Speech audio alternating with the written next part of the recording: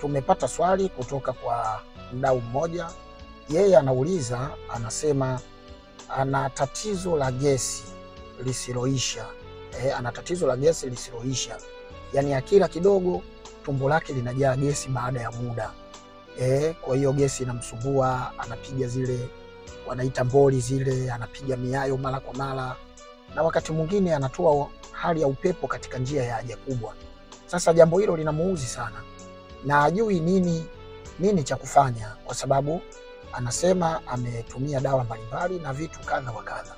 Asante ndugu mdau kwa swali lako, nasi tumekuelewa kwa maelezo yako mengi marefu na juu ya hiyo shida. Tatizo hilo la gesi kitaalamu wanaliita flatulence. Ni tatizo la tumbo kujaa gesi, wanasema flatulence.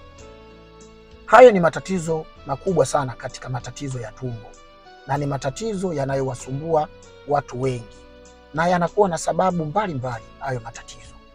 Lakini kama hujajua sababu inayopelekea haya matatizo unakuwa nayo, hata ukisema utumie dawa, ziwe dawa za asili, ziwe dawa za kienyeji, ziwe dawa za kisasa, ziwe dawa za kizungu, wewe utakuwa unatumia dawa katika umri wako wote. Kila siku lazima utumie dawa, kwa sababu mistake zinazosababisha hili tatizo mpaka linakupata, kama utakuwa unazirudia mistake zile zile, maana yake hili tatizo litakuwa linakupata kila wakati, kila muda linakurudia. Kwa hiyo unatakiwa uwe unakunywa dawa kila muda.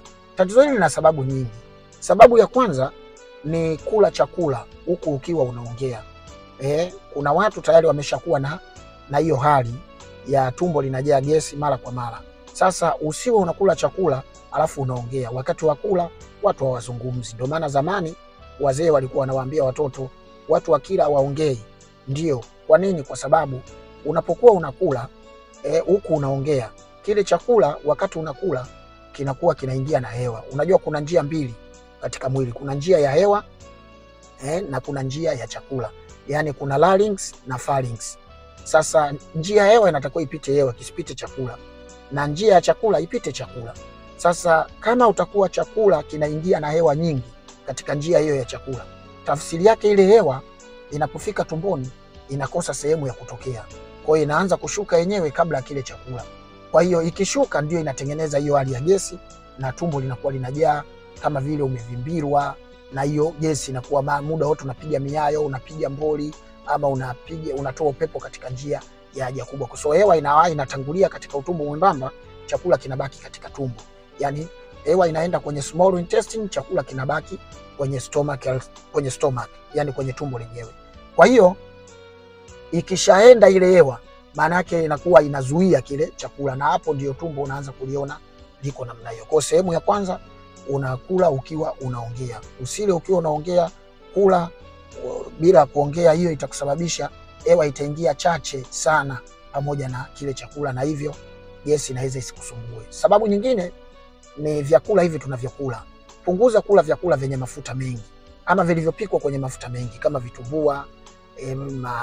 vitumbua, maandazi, mikate. Punguza hivyo, na vyakula vyenye kutengeneza gesi, yani kama maharage na jamii ya maharage, kunde, vitunguu hivi, haya kachumbari, haya makabichi yanachangia kwa kuongeza gesi kwa kiwango kikubwa.